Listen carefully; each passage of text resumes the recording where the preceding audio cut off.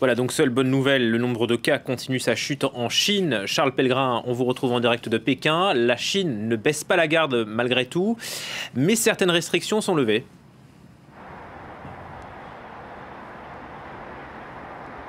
Alors oui, absolument, mais en ce moment, c'est le point que les autorités chinoises ne cessent de répéter. Il reste un risque majeur pour la Chine, c'est celui des cas importés. Donc dans les grandes villes, c'est pour ça qu'on voit un contrôle renforcé sur les points d'entrée sur le territoire chinois, notamment les aéroports.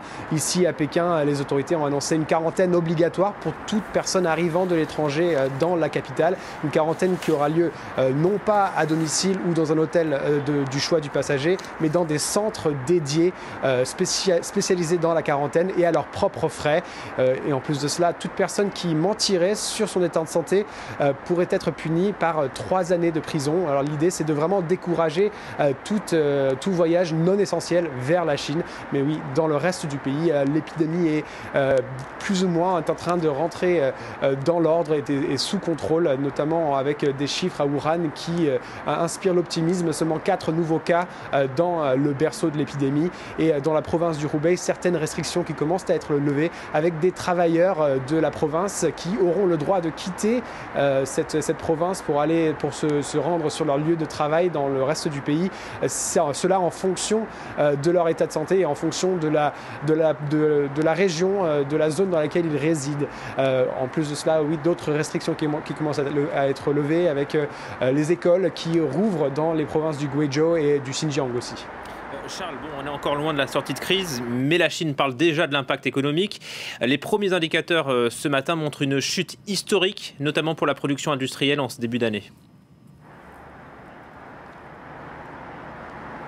Oui, absolument. On a 2 indicateurs qui en disent vraiment long sur l'impact économique de cette épidémie du coronavirus sur l'économie chinoise, avec oui, donc cet indicateur sur la production industrielle qui a défié tous les records, en effet, avec une baisse de 13,5%, tout simplement parce que les usines chinoises étaient fermées à cause des restrictions contre le coronavirus.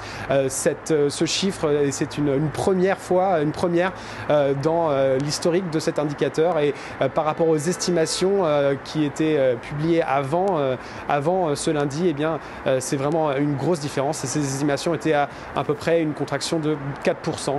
Alors l'autre indicateur, c'est celui de la consommation, des ventes au détail. En effet, tous les Chinois étaient confinés chez eux pendant les mois de janvier et février. Cela a eu un impact énorme, avec une baisse des ventes au détail en Chine de 20,5%. Encore une fois, c'est un record. C'est une première contraction dans l'histoire de cet indicateur. Et par rapport aux estimations, c'est aussi une énorme différence. Ces estimations étaient environ en baisse de 4%. Alors voilà, désormais la Chine commence à reprendre vie, l'économie commence à se remettre en marche. Par contre, elle devra faire face à un nouveau risque, celui de voir des mesures de confinement, comme on a pu les voir en Chine, dans d'autres pays, aux États-Unis, en Europe. Et cela voudrait dire donc qu'il y aura une baisse de la demande pour les biens et les services chinois. Merci Charles Pellegrin depuis Pékin.